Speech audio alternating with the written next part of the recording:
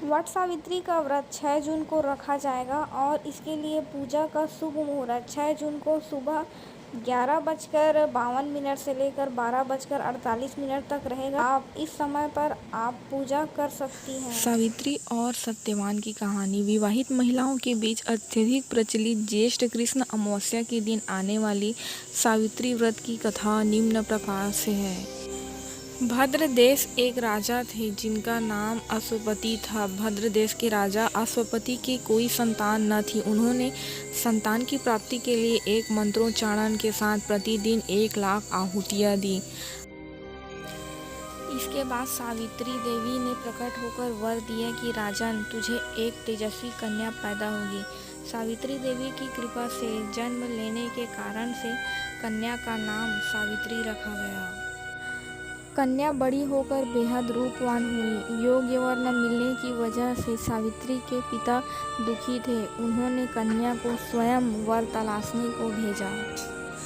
सावित्री तपोवन में भटकने लगी। वहाँ साल्व देश के राजा घूमरसेन रहते थे। क्योंकि उनका राज्य किसी ने छीन लिया था, उनके पुत्र सत्यवान को देखकर सावित्री ने पति के रूप में उनका वरण किया। ऋषिराज नारायण को जब यह बात पता चली तो वह राजा अश्वपति के पास पहुँचे और कहा कि हे राजन, यह क्या कर रहे हैं आप? सत्यवान गुणवान है, धर्मात्मा है और बलवान भी है, पर उसकी आयु बहुत छोटी है, वह अल्पायु है। 1 वर्ष के बाद ही उसकी मृत्यु हो जाएगी। ऋषिराज नारद की बात सुनकर राजा अश्वपति घोर चिंता में डूब गए। सावित्री ने उनसे कारण पूछा तो राजा ने कहा, पुत्री, तुमने जिस राजकुमार को अपने वर के रूप में चुना है वह अल्पायु है। तुम्हें किसी और को अपना जीवन साथी बनाना चाहिए। इस पर सावित्री ने कहा कि पिताजी, आर्य कन्याएं अपने पति का एक बार ही वरण करती है। राजा एक बार ही आज्ञा देता है और पंडित एक बार ही प्रतिज्ञा करते हैं और कन्यादान भी एक ही बार होता है।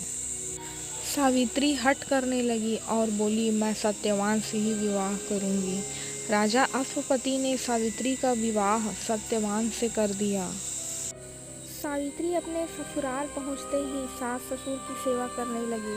समय बीतता चला गया। नारद मुनि ने सावित्री को पहले ही सत्यवान की मृत्यु के बारे में बता दिया था। वह दिन जैसे जैसे करीब आने लगा, सावित्री अधीर होने लगी। उन्होंने 3 दिन पहले से ही उपवास शुरू कर दिया। नारद मुनि द्वारा कथित निश्चित तिथि पर पितरों का पूजन शुरू किया। हर दिन की तरह सत्यवान उस दिन भी लकड़ी काटने जंगल चले गए। साथ में सावित्री भी गई। जंगल में पहुंचकर सत्यवान लकड़ी काटने के लिए एक पेड़ पर चढ़ गए। तभी उसके सिर में तेज दर्द होने लगा। दर्द से व्याकुल सत्यवान पेड़ से नीचे उतर गए। सावित्री अपना भविष्य समझ गई। सत्यवान के सिर को गोद में रखकर सावित्री सत्यवान का सिर सहलाने लगी। तभी वह यमराज आते दिखे। यमराज अपने साथ सत्यवान को ले जाने लगे। सावित्री भी उनके पीछे पीछे चल पड़ी। यमराज ने सावित्री को समझाने की कोशिश की, यही विधि का विधान है, लेकिन सावित्री नहीं मानी। सावित्री की निष्ठा और परिपक्वता को देखकर यमराज ने सावित्री से कहा कि देवी, तुम धन्य हो, तुम मुझसे कोई भी वरदान मांगो। इसके ऊपर बहुत सारी मूवी बनी है, आप वहां जा करके इसको आप 3D में भी देख सकते हैं। पहला, सावित्री ने कहा कि मेरे सास ससुर वनवासी और अंधे हैं, उन्हें आप दिव्य ज्योति प्रदान करें। यमराज ने कहा, ऐसा ही होगा, जाओ अब लौट जाओ। सावित्री ने कहा, भगवान, मुझे अपने पति देव के पीछे पीछे चलने में कोई परेशानी नहीं है। पति के पीछे चलना मेरा कर्तव्य है। यह सुनकर उन्होंने फिर से उसे एक और वर मांगने के लिए कहा। दूसरा, सावित्री बोली, हमारे ससुर का राज्य छीन गया है, उसे पुनः वापस दिला दें। यमराज ने सावित्री को यह वरदान भी दे दिया और कहा कि अब तुम लौट जाओ, लेकिन सावित्री पीछे पीछे चलती रही।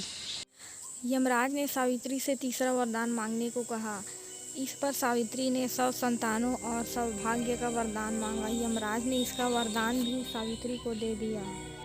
सावित्री ने यमराज से कहा, प्रभु, मैं एक पतिव्रता पत्नी हूँ और आपने मुझे पुत्रवती होने का आशीर्वाद दिया है। यह सुनकर यमराज को सत्यवान के प्राण छोड़ने पड़े। यमराज अंतर्ध्यान हो गए और सावित्री उसी वट वृक्ष के पास आ गई जहाँ उसके पति का मृत शरीर पड़ा था।